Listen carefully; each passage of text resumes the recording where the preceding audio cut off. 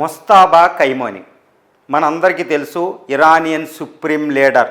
కానీ ఈ ముస్తాబా కైమోని మార్చి 11వ తారీఖున ఆయన ఇరాన్ సుప్రీం లీడర్గా ఆయన తండ్రి ఆయితుల్లా అలీ కైమోని ప్లేస్లో ఎన్నికవ్వడం జరిగింది.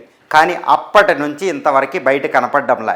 ఎందుకు అంటే ఆయన్ని ఐఆర్జీసీ బందీఖానా చెయ్యడం, ఇది ఒక విచిత్రంగా మనకు కనపడుతూ ఉంటుందన్నమాట.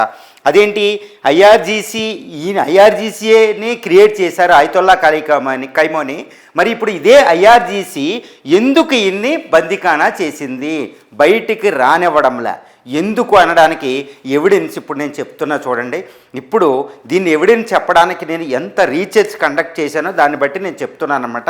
ఇప్పుడు ఏంటంటే, ఈ ముస్తాబా కైమోని పీస్కి స్టేట్మెంట్ ఇవ్వడం, అమెరికాతో శాంతి చర్చలకు ఇచ్చినట్టుగా ఐఆర్జీసీ అసలు శాంతి చర్చలకు ఇష్టం లేక లోపల పడేసింది ఈయన్ని.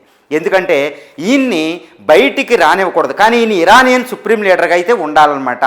ఏ విధంగా ఎందుకు ఈయన్ని బందీఖానా చేసింది అని చెప్పడానికి ఎవిడెన్స్ ఏంటనేదే ఫస్ట్ నన్ను అడుగుతారు. ఆయన బందీగానే ఉన్నాడండి ప్రస్తుతం. ఆయన ఫిబ్రవరి 8వ తారీఖున ఆయితుల్లా అలీ కైమోని మీద ఇప్పుడు రైజింగ్ లైన్ అంటూ ఇజ్రాయెల్ కండక్ట్ చేసిన ఆపరేషన్లో ఆయితుల్లా అలీ కైమోని చనిపోవడం జరిగింది. అదే కాంపౌండ్లో ఉన్న ముస్తాబా కైమోని తీవ్రంగా గాయపడడం జరిగింది. ఆయన ఐసీయూలోకి వెళ్ళాడు, కోలుకోవడం అన్నీ బాగానే జరిగినాయి.